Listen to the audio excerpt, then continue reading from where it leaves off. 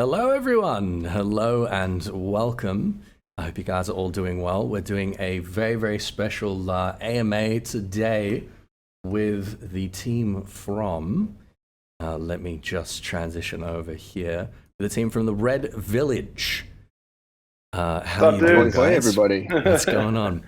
How we going? Great to be here. Yeah, I grew out my beard just for today, just for the occasion. None of you commented on that. Do you guys think this is just what I look like? I literally can't see you right now, but I really Yeah, want I can't to. see you. Can't see you, unfortunately. Can't you see the screen share? You guys should be able to do it. Go and have a look at the stream. Hey, there we go. There we go. Mate. My man.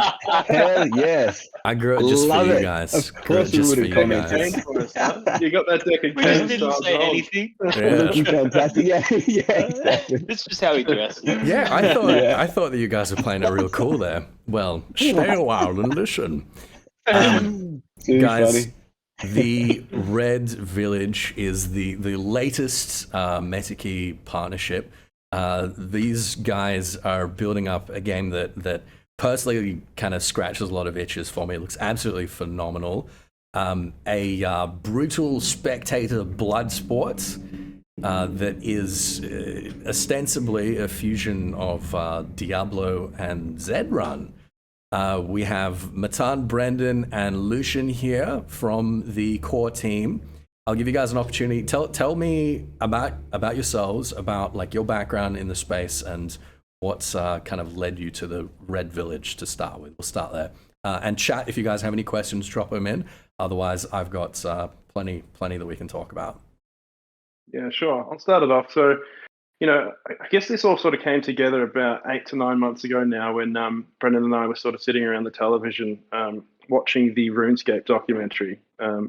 We've been sort of enthusiasts around crypto and NFT for quite some time. I'd personally been working in NFTs for a little while there and, have been doing so over the last 12 to 14 months for various sort of larger IP projects like Ford, Ferrari, Maserati. Mm-hmm. I had some stuff to do with Alice in Wonderland and the Wonder Quest drop with some strategic direction there. And various other big projects within the art space and several other bits and pieces. But Brendan and I sort of, were watching this RuneScape documentary one night on YouTube and sitting around the television and kind of thought to ourselves, how cool would it be if we could bring RuneScape to the blockchain? Mm-hmm. And that's where this all sort of stemmed from. This sort of vision for us was kind of built around that, idealistic, really sort of thorough understanding of RuneScape that we had, and then, wanting to bring that to life within our own sort of creative way. And, we're massive fans of Zedrun at the time and thought, how cool would it be if we could morph like a Zedrun-styled, RPG type game into the blockchain and, come up with the Red Village. So it's been a massive journey, for 8 or 9 months now straight that we've been working through this, sort of 16 hours a day, 6-7 days a week. But, we're finally here this week to be able to launch, and it's just, been an incredible journey, incredibly challenging. I thought when we started out that things would be a lot easier than they were. And, we've come into so many big issues along the way that we've had to resolve as things sort of pop up. But, it's been a really great process, and, I'm super, super stoked to be able to launch it this week. I'm just so excited. Oh, that's fantastic. So Lucian, you and I have met before through the Wonder Quest stuff. And I'm quite familiar with your work and your background. I'm interested, Brendan, Matan, you guys are based in Sydney. Where have you come from? How did you guys all hook up? Yeah, it's a good question. I mean, we're all very old friends. Matan and I actually met in like the first day of high school. Oh, no kidding. Which is like way more than 20 years ago now. And so we've been friends for quite a while. Getting old, man. Yeah, right. I didn't want to think about that. And then and Lucian and Matan and I, we all met overseas at some points, maybe closing in on 7 or 8 years ago. So we've had this sort of long connection, and my background to this space it is more crypto centric from the beginning. You know, I first got into crypto quite a while ago, and have been an enthusiast around that, and then sort of exploring obviously all the little like permutations of that and where that, you know, that way of thinking could take us. And then Lucian sort of dropped into NFTs, yeah, whenever that was, quite a while ago, and he sort of brought me along for the ride. And was just so enthusiastic, and I sort of started to get into it, and I was like, wow, okay, this is certainly, you know, like obviously as we all know now, this is certainly the future. And so that, and yeah, then that RuneScape documentary, like as cliche as that might sound, that was a really pivotal moment for us, just rewatching that and thinking about you know, the Gower brothers, and thinking about to my childhood sitting there in my 56k modem in RuneScape Classic, you know, logging in and out of servers, right? And I was like, this is really cool. And so I'm a creative, right? I write basically, you know, that's what I do for us here. I write lore, I write copy, I write communications, and I've always done that sort of stuff. And it just felt like a natural sort of fusion of skill sets. And that's where I sort of popped into the mix. But Matan, I'm sorry, I'm hogging the airwaves, mate. No, I think you summed it up pretty well. I mean, you know, 80% of what Brendan said is much the same for me. The boys kind of brought me on. My background is in engineering, so they kind of brought me on to you know, to be able to converse with the tech side of things. So obviously, being you know, new space, there's quite a lot to learn, and by no stretch of the imagination am I you know, super proficient at it quite yet. But I was able and am able to communicate with the tech side of things. So dealing with, you know, smart contract guys, the game dev guys, that's my role. But yeah, also, you know, much the same as Brandon. Started off in crypto, moved over to the NFT space, and just really excited at the idea. I think probably something to mention there is, you know, what we have with us today, the three of us, you know, we're a pretty tight knit unit, but the Red Village it really is a village in terms of who's working on this. And I feel like we're probably, you know, hogging the limelight a little bit and doing, you know, this AMA, but our team is really massive. In terms of, you know, from Brian Thex, who's in charge of gaming, from our, you know, our whole tech side is massive, you know, creative side is massive. And there's probably, you know, I'd say upwards of 30, 40 people working on this sort of full time. So, you know, while we're here having a chat, there's so many, you know, areas of expertise and so many things and skills that people really bring to this project.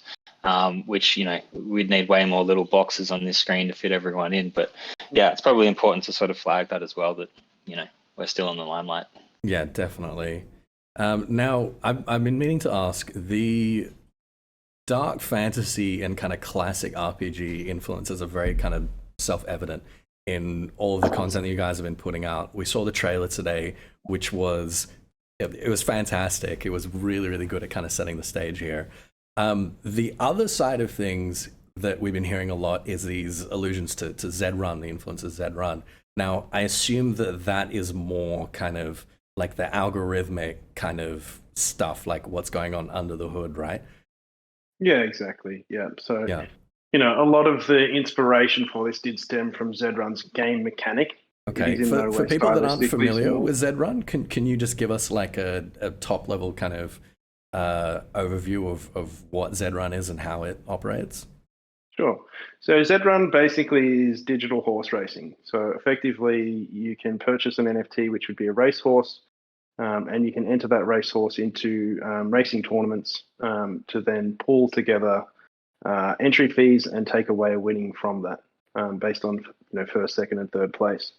You can also breed your racehorses, so you can actually basically, you can put it up for a stud fee, and then you'll be able to breed, you know, a new racehorse that basically takes a combination of its parents' traits from a racing perspective. And you know, you can breed duds and you can breed winners, and it's all about basically having the best racehorse. There are also varying differences in rarity within their genotypes and bloodlines. And so these are the sorts of influences that we sort of took from Zedrun. You know, the kind of the differing rarities from bloodlines and genotypes, the mechanic of having everyone enter into a game tournament and then fight each other to then have a winner. And our breeding protocol is actually called summoning. So it's quite similar to the breeding protocol of Zedrun, but Obviously, we've done our own sort of iteration of that, so to speak. Mm-hmm. But yeah, like technically the mechanic of Zedrun was what we stemmed, a lot of inspiration from, more so than the the style of the game. Obviously, horse racing and killing each other in an arena have nothing to do with one another. But the vibe of the game, the look and feel, the like RPG elements, I took a lot of inspiration from this from Diablo, and to some extent RuneScape. Spent probably 7 or 8 years of my early days, from sort of 11 years old onwards playing RuneScape, and had some of the best times of my life. And I've shared those with you in the past, Michael. Like, we've both spoken about our love for RuneScape and how awesome it was jumping into the wildy and PKing fellas with 20 of your mates in online for the first time in your life. It's just like, it was just such a mind-blowing experience. And so we're trying to replicate that level of enjoyment in the blockchain. For those that have grown up playing it from 11 onwards to being now 30 years old, mid 30s, mid 20s, and giving them a style of game that can kind of appeal to the younger side in them, and also bring out that like level of magic that we all felt playing RuneScape growing up. So that's kind of the sort of, I guess, example of how we are similar to Zedrun, I guess. Yeah, I think the kind of power and the magic of capturing and distilling that nostalgia for people in the space is like really, really, really important for a lot of gaming projects. And that was the first thing, like when I started seeing all of your releases and all your just artwork and the trailer in particular, I was like, wow, I feel like I'm watching a new like Diablo 2 expansion coming out on blockchain. I was like, yes. Thank you, man. That's high praise. Yeah, it was really cool. So what's the game loop actually like then in that case? Obviously you have kind of an algorithm which determines the outcome of a simulation based on the stats of each player's champion, right? But what does our actual like core gameplay loop actually look and feel like for the players? Yeah, so it starts out. Return, did you want to jump in here? I guess this is probably more your forte. Or you, Matt. I can add anything that you might miss out there. If you want to head that jump up. in. I'll give you the mic, mate. You jump in. Yeah, sure. Yeah, sure. Okay, so the basic idea is that it's based around the idea of tournaments. Players will join a tournament. There'll be different battle classes to keep people within range of one another. Again, similar to what Zed do. These tournaments will play out. It is algorithm based, but players will initially have an input. They'll get to pick their fighting style, which will contribute to the outcome. Each player has a bunch of different fighting traits, including among those are a preference for a fighting style and a bunch of other preferences. So, by choosing the preferred fighting style of the player, you're going to get a boost in battle. Obviously, you're not going to know that initially. So the key is to play the game a lot and get an idea and get familiarized with your character. The flow on from then will be we will add, levels of complexity. We're toying with the idea of, preferred arenas when we start putting out more arenas, things like, potentially crowd size, weather, all kinds of different variables that these players will have a preference for. And through gameplay, they'll learn their character and become more familiar with it. That being said, it was important to us to start out from the get-go with something that's a little bit easier to grasp, which is also, incentive to get involved earlier with your player to learn more about them initially. So the core of it is around these 8-person tournaments. 8 go in, 1 comes out. First and second place will keep, the winnings. But beyond that, we've got a couple of other modes. We're going to have a one-on-one to the death mode, which will where you'll be basically playing for keeps. You put up your character, put up your champion, go into battle, and the winner gets to keep the loser's NFT. So the idea there, though, is we're going to have a couple of extra rounds to drag it out more, have a little bit more exciting. And then finally, just again initially, we're going to be having faction fights. So this is we haven't quite touched on faction yet. Maybe we'll add that when we get into the faction side of things. But the idea there is bigger battles with your teammates who are within your own faction. Anything I missed there? Was that concise? Pretty thorough, yeah. No, I think that's good. Okay, great. Well, our first release, I think you've got the pre-sale tomorrow, right? Is for these Genesis champions, these Genesis Pure Blood champions. I understand here that the bloodlines are kind of like scaled in power, right? Where the Genesis ones will have something of a strategic advantage. I'm Very curious. minute, yeah. I'm curious about the balancing for that, because I know a lot of people will look at that and think like, oh dear, is this pay to win? Do I need to get in earlier? Is my like Genesis champion just going to stomp over absolutely everything? I imagine that would be a very, very kind of difficult thing to balance. So could you speak to that a little bit? Yeah, Matan's, spent a lot of time with Freddie, one of our guys who's a pure mathematician who lives in London. He's an awesome lad. In designing this structure so that it's the term that I like to say is just fair, right? There are other technical terms that you can use to describe these sorts of games, but it sort of touches on other areas that we kind of don't need to get into. But essentially, what Matan has done is built an algorithm behind the game to make sure that every player has a chance of winning. There are some that are slightly stronger than others. Matan, you might be able to sort of touch on these. Let me touch on just a couple of things. We're going to get down to the nuts and bolts of it. Really, the differences between the generations are minute, but they exist. But actually, let me touch on summoning in a second. But just the difference between the different bloodlines is that the earlier R number will get to go first in a fight. So you've got that little bit of an edge, which will also incentivize when you're summoning to breed with or to summon with an earlier R number, so that you have a higher R number and you're more likely to go first in a fight. The other thing you do is, as a Genesis holder, you have a slightly higher chance of pulling out a special move. And now the differences between these are, minute, and in terms of the effect, I don't want to get, into the numbers, but, they exist, but they're not going to be, it's certainly going to be fair. We expect to see we expect to see all bloodlines, within all different battle classes, and same with the summoned players. And he sort of just touched on there the battle. Sorry, Matan, you sort of just touched on there the battle classes. There are different battle classes, and you sort of project through those based on the effectiveness of your champion, or the ineffectiveness of your champion. You progress downward through the classes. So you'll always be versing people that are within. Well, not always, but initially it'll be a bit of a bloodbath. But eventually you'll be versing people that have a similar sort of fighting capability to you. And it's not just to say that the Genesis champion will be the strongest in the game. You can still breed half-blood champions, which we'll get into in a moment. But effectively, you can breed half-blood champions that are taking, merits from their, statistics from their parents, or the DNA of the champion, and summon a champion that has, similar statistics to the Genesis. So you can actually, summon, I'll say, champions that are more effective at fighting than potentially Genesis, or the Mystic, Lionheart, or Warlord breeds as well.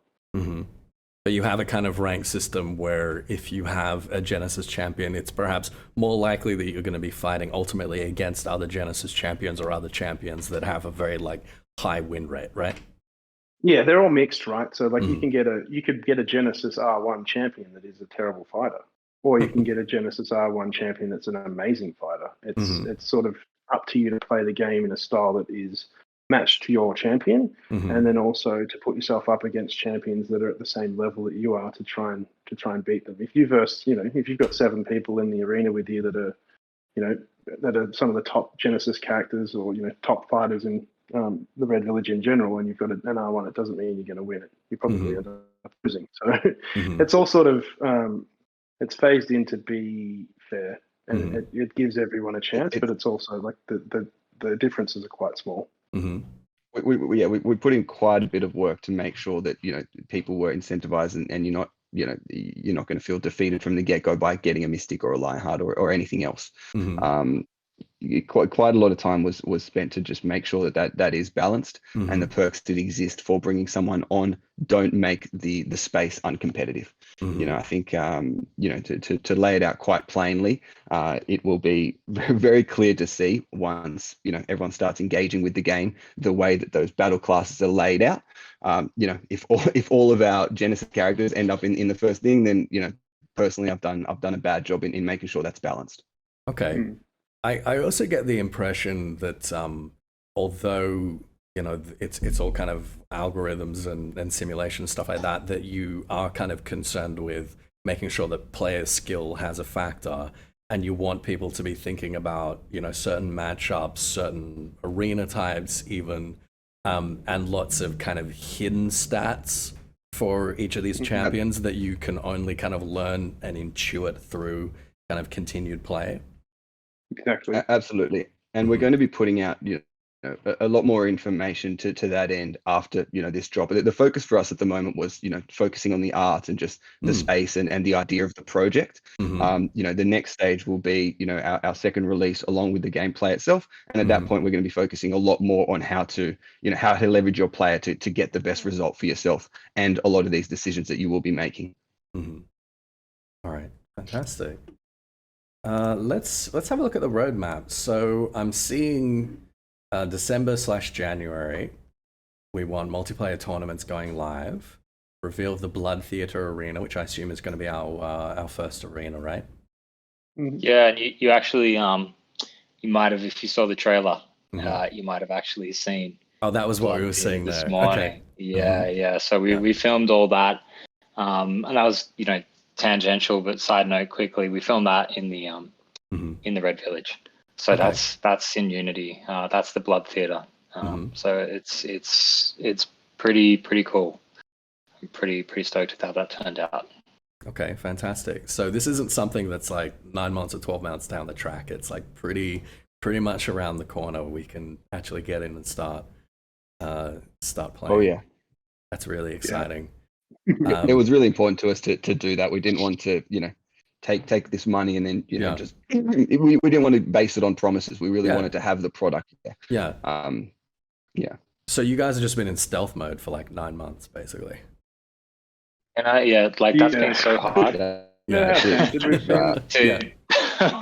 Like we have seen, over the last, so long, seen, profile pictures come and some succeed, some, these markets, the waves, the ups, the downs, and everything, right? And to sit here, basically locked away, and I don't really use that term lightly. I fully haven't really left my house in a very long time, just locked away and not showing anyone what we're doing has been really hard. But we thought that it was the right approach to it, because it's really important to us, that when we hit, and Twitter, and when we hit Discord, and when we show people what we're doing, people are like, oh wow, right, okay, this is cool. And hopefully that's what's happened, and that was just a really, really hard thing for us to do, but I think it's the right approach. Yeah, I think at least from what I've seen, the kind of NFT community is quite different from perhaps a traditional gaming community, where they're not happy to wait for 9 months here for something. If they see something, they want it tomorrow. So I think that probably was, yeah, totally. We've got a question here from Mech in chat. Benefits of Genesis are, as you mentioned, e.g. a random special move. Are there any other benefits for breeding, example? So I think that's perhaps a good kind of springboard to talk into breeding or summoning. In this case, I see you've kind of steered around the issue of having these champions breed with one another. It's a little different from Zedrun, perhaps conceptually. Take two male barbarians, and make them mate together. Be pretty interesting. But so our process is called summoning. It's effectively you need to take one of the pure blood champions, be that from the Genesis collection, the second collection being the Mystics, the third collection being the Warlords, or the fourth collection being the Lionhearts. But it requires at least one of those. You need two. Yeah. And they need to be of the same character class. So you can take 2 barbarians, you can take 2 wizards, you can take 2 druids, etc. But they have to be pure blood to start this. There needs to be basically, so there's the R1 to R12 genotypes. The Genesis is R1 to R3. Mystics are R4 to R6. Warlords are R7 to R10, and then Lionhearts are sorry, is that right? R10, R7 to R9. R9. R7 to R9, R10 to R12. Yeah. This is why I do the numbers. Yeah, exactly. It's pretty hard not looking at anything as well. I'm sitting in the kitchen right now. But effectively, you'd take two champions of the same character class, and you would summon what is known as a half-blood champion, which start from the genotype R13 and go all the way up to R99. The lower the genotype, the lower the genotype of the character that you will summon will be. So if you take, for instance, 2 R1 Genesis champions and you summoned them together, you would receive an R13 half-blood champion. So effectively, having a Genesis character gives you the benefit of the things that you touched on quickly, Michael, in game, and then B, from a summoning perspective, gives you the rarest and most highly sought after summoning capabilities. Okay. So the advantage of having the lower R type is you get to attack first, and you have a higher chance of executing these special moves. Yeah, so it gives you a very slight in-game advantage, and we're looking at various things at how we can incorporate that. And Matan and Freddie spent like a month, on this one, like what utility can we give in-game that gives the Genesis a slight advantage that isn't going to put every other character that comes through the game at a massive, loss. And the most statistically accurate benefit was to do what they've done there. It's like a couple of percentage difference, which can mean that, Matan, you can touch on the stats. I'm not even going to go there, but can talk a little bit about that. I don't know if there's much point kind of getting in directly to the numbers. I think that's a big part of the game itself. I think suffice to say that it's not going to leave anything unbalanced. But just to come back to where we started here with the summoning idea, certainly those traits will be hereditary. So you bring together a couple of good fighters, you're going to get a good fighter and potentially even a better fighter. So that's the idea. You can breed something tougher and stronger and better. That's really the end goal with these breeding, is to bring together good champions to create even better champions. It's not certainly the Genesis won't be the pinnacle of the champion. We plan and hope people will bring together strong champions to create even stronger ones. Okay. Right, but beyond the pure blood releases, this is how the game scales, right? This is how there are new champions made that will bring new players in beyond these first 4 releases, is with this, this summoning mechanic. Okay.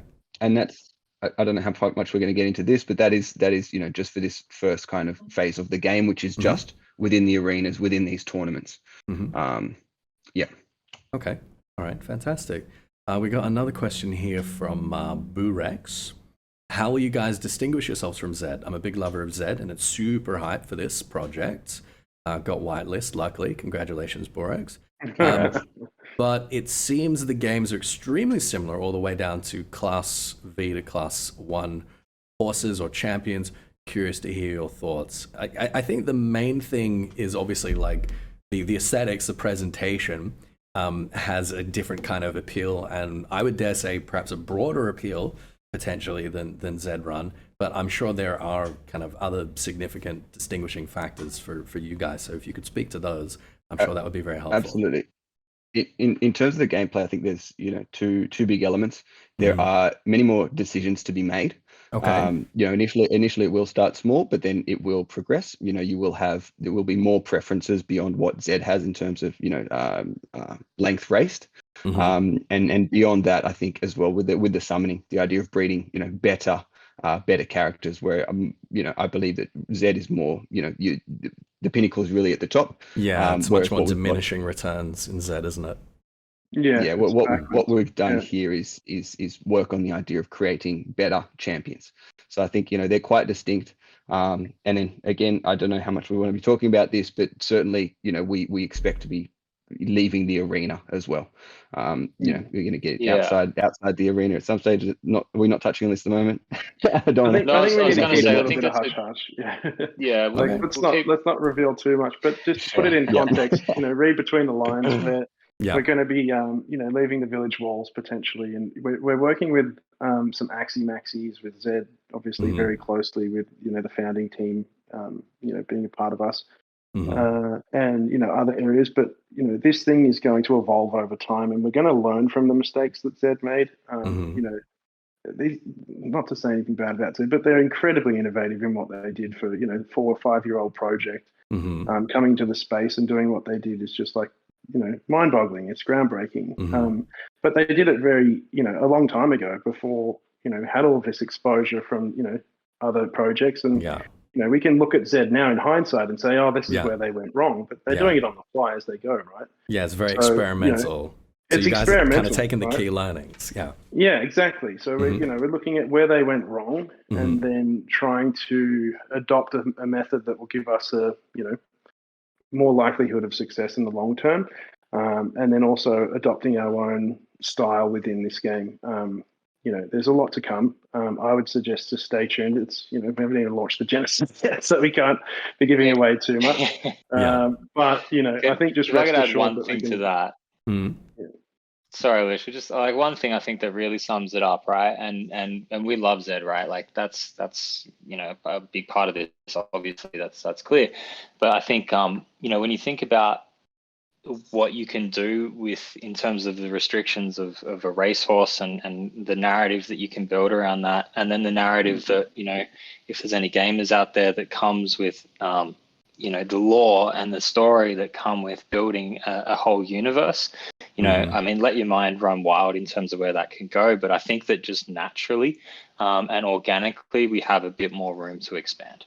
And without, again, back to Lucian's point, let's stay with our lane at the moment. But I think that one of the things that we're doing is working really closely with some people to make sure that even from day one, our lore makes sense for expansion.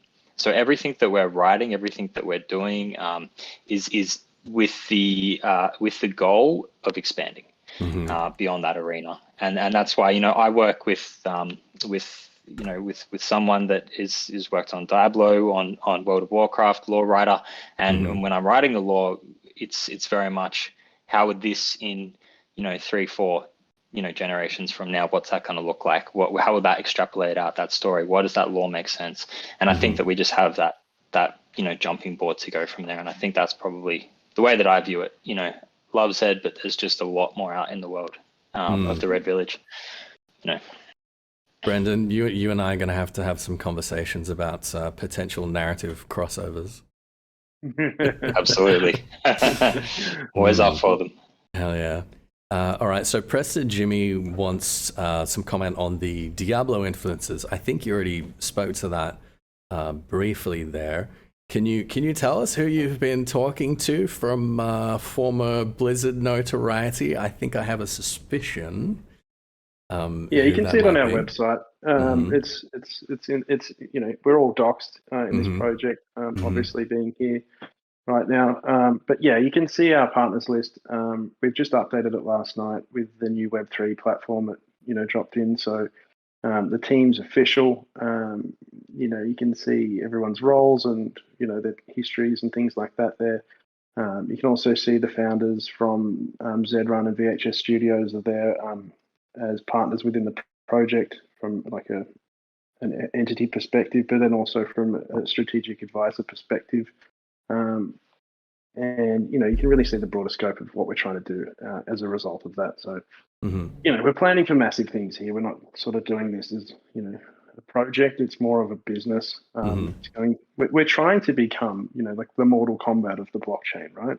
Yeah, like that's kind of not like the game in the sense, but like we want to build a brand within the blockchain gaming space. We're thinking like the Red Village 1, the Red Village 2, like how do we grow this thing into being almost like a franchise within the gaming world, like a big player. Mm-hmm. And I think we surrounded ourselves with the right team, early on to kind of make that a reality. And expanding upon that, we'll continue doing it. This is our baby. We're all full time on this. We live and breathe it. And as Brendan said earlier, we've got a team of 30 or 40 around us. I'll just quickly touch on shout out to Pella. They're Web3 and tech strategy for us from Melbourne. Brilliant team behind all of our smart contracts and our web. Just like it's phenomenal watching those guys work. I haven't really had to say anything negative the entire time. They're just super, super capable guys and girls. Shout out to B. So yeah, we're just super lucky to have such a strong team surrounding us that are extremely capable, and like I share the obviously vision. no bias, share the vision, and I'm not obviously a little bit biased, but I'm seeing this thing for what it is now, and hoping that the future brings us some extremely pleasing results. So yeah. Fantastic. Let's talk real quick about the Metakey while I've got you guys here. The next couple of months, we're looking at factions going live. You guys already partnered with Zedrun, BYO, Pills, Deadheads, all fantastic projects. Second only to the Metakey, of course. What does a Metakey faction look like and function like in your eyes? Ego's probably listening in, but we had a huge chat with him from the Metakey. Shout out Ego, and just loved the enthusiasm behind how we can collaborate between the two projects. There is more to come outside of the factions, for sure. And I have been a massive fan of Metakey from the beginning, hence why Michael and I know each other, obviously. But I got on the Genesis early, and I think Metakey is probably one of the strongest, if not the strongest, community in NFTs, in my personal opinion.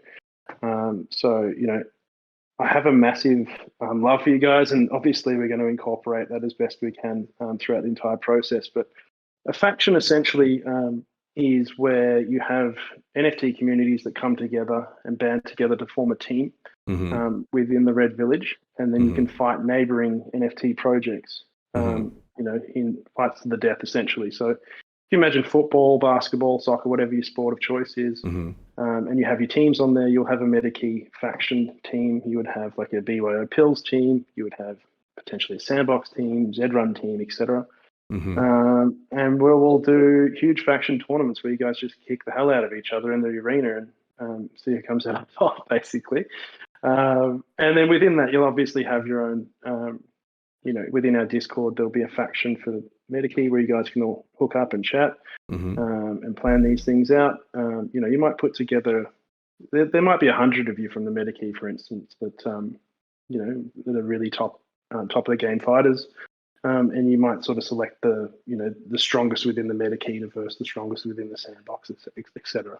And that's sort of the idea behind factions. It's how do we bring other NFT communities into our community and then rise together through that, and then give utility to tokens that, obviously the ones that we've announced are quite successful projects, but there might be projects out there that are, struggling somewhat, that need some, added utility to help them kind of bring some life into their project. And that's kind of, the thought pattern behind factions as well, is like, there might be some projects out there that we can assist to bring them back into the limelight a little bit, or the spotlight.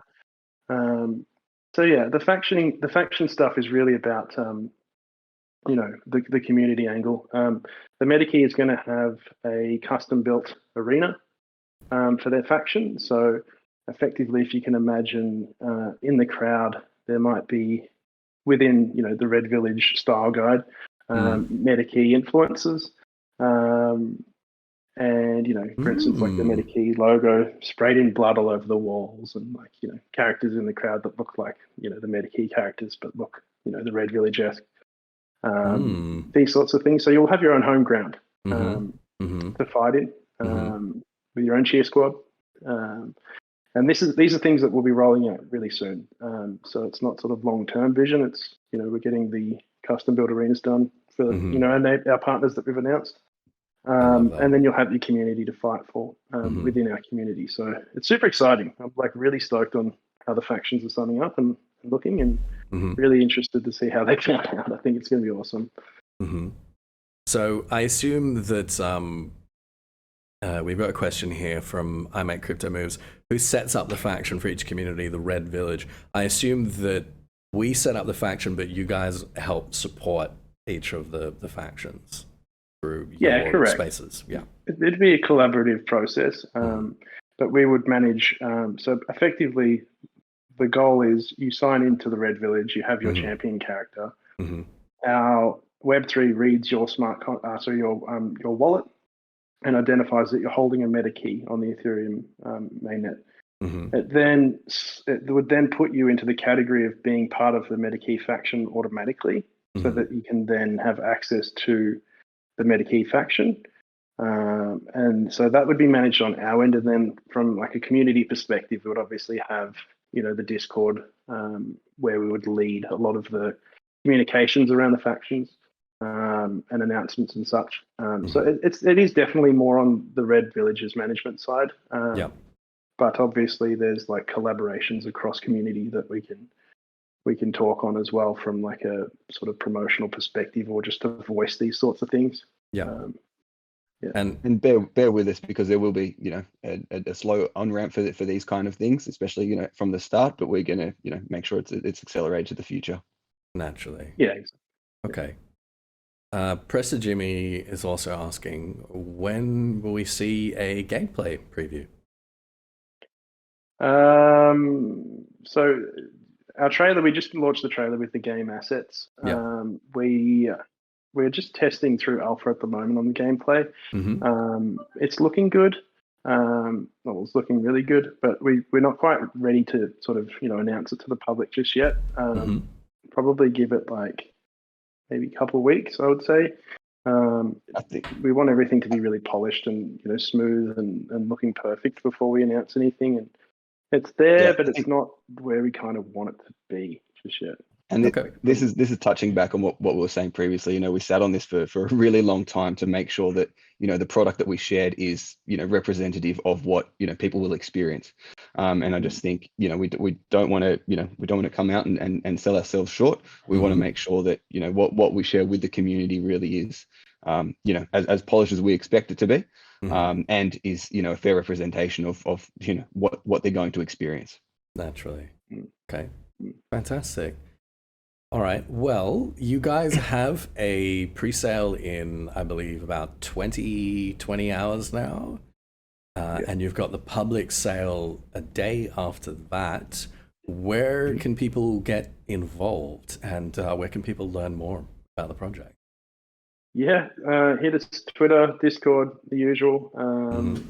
We're in there every day talking at the moment. So our community managers will be there if we're not. But you can check out our website, theredvillage.com, or our Discord, GG/theredvillage, or our Twitter @theredvillage. Our handle. Just posting some links in the chat here. Discord.gg/theredvillage. Okay, guys, go and check out any of those links to learn more. How much are these Genesis champions going to be going for? How much do people need to have sort of prepared in their wallet? I just threw a really good article in the important info section on our Discord. Brendan magnificently wrote, but it highlights the Blood Portal and the added utilities and access that the Blood Portal brings, and the sort of process how you'll be airdropped your champion on the Polygon network. And it is quite a cool token. We did take some influence from the Metakey, actually, believe it or not, on the Blood Portal. So have a look at that article. We're portal specialists over here. Yeah, exactly. You guys do. You're the OG key, right? We did take some influence from that. There'll be people will be able to access the Blood Portal Championship, one free pass per person. Per token. They'll obviously receive the Genesis Pure Blood Champion, one per token, and then there are some other added benefits and utilities in there that are really interesting. That the article touches on, but the price is 0.1 ETH. And we factored that down. We actually had it up a little higher than that, and people were sort of talking about gas and issues like that, but we factored it down a little bit to complement on the gas front there for everyone, to try and make it affordable to the masses as we could. But the goal of the first Genesis drop is to get mass adoption, and that's kind of the best way for us to do it. After sort of consulting with many people from all various walks of life, the consensus is the Ethereum launch 0.1 ETH, make it affordable, and just try and get as many people involved as we can. That's the point, right? With the early Genesis. So, the following drops will look different, but yeah, it's sort of the Genesis for you. So just to clarify on that, the champions themselves are on Ethereum, but you run the game on Polygon, and you've got a bridge. Oh yeah, so the blood portal itself is on Ethereum. The champions will be airdropped on the Polygon network, and the whole game runs on the Polygon network. Okay. So yeah, for obvious reasons. For obvious reasons, yeah, exactly. You can sort of expect to have, for those Zedrun fanatics out there, a similar strategy of user interaction with the wallet from Ethereum to Wrapped Ethereum. Being able to enter tournaments using Wrapped Ethereum, and then that process there being quite seamless. The reason for why we did that was to just try and remove as much friction as possible for the user. We looked at Immutable X, we looked at various other chains, Solana, etc., as options, and I personally just found some of it to be a little bit clunky on some of the other games that we were looking at, and particularly for new users. I know there's a lot of seasoned guys out there and girls that play these games and probably find it quite easy, but for like your average NFT buyer that's being like their first drop potentially, it can be quite intimidating to try and get involved with these games. So you want it to be as approachable as possible. Exactly, yeah. We want to make it easy and just flow nice for everyone. That's not to say that other blockchains, aren't going to come up in the future at some point and potentially seem more appealing to us than Polygon is. We could look at migrations and stuff potentially one day in the future, but for now, I think Polygon is where it'll sit. And we're confident in that. I think it'll be good. I think it'll be nice and smooth for everyone. All right. Well, fantastic. Well, I've taken up plenty of your time this evening, Lucian and Matan, Brendan. I appreciate you guys spending so much of your morning with us here at the Metakey. But guys, there are links in chat that you can see for the Red Village, the website, Twitter, Discord. You can see all the trailers. Any questions that we didn't manage to get to today will be answered in all those spaces. And those of you watching later on YouTube, we will have those links in the description below. As well as dates on the public sale. Yeah, which will be coming shortly after you guys see this on YouTube, so don't sleep on it. 0.1 ETH. That's like, I'm definitely going to be picking up a few for 0.1 ETH. That's fantastic. So guys, thank you very much for your time. It is always a pleasure. I hope we have a long and fruitful relationship. I'm really, really excited to see what we can do between the Red Village and the Metakey. It seems like a perfect match, honestly. Thanks so much, Michael. Really appreciate your time, mate. Thanks everyone for listening. You guys are absolutely welcome. All right. Well, those of you who are watching on Twitch, Billy and I are going to be doing an art stream in about 35 minutes. So we'll be going live again for that. So stick around. But otherwise, thank you very much for watching, and I will catch you guys later. All right. Be good, everyone. Take care, Meta Crew. Thanks, guys. Take care. Bye. Bye.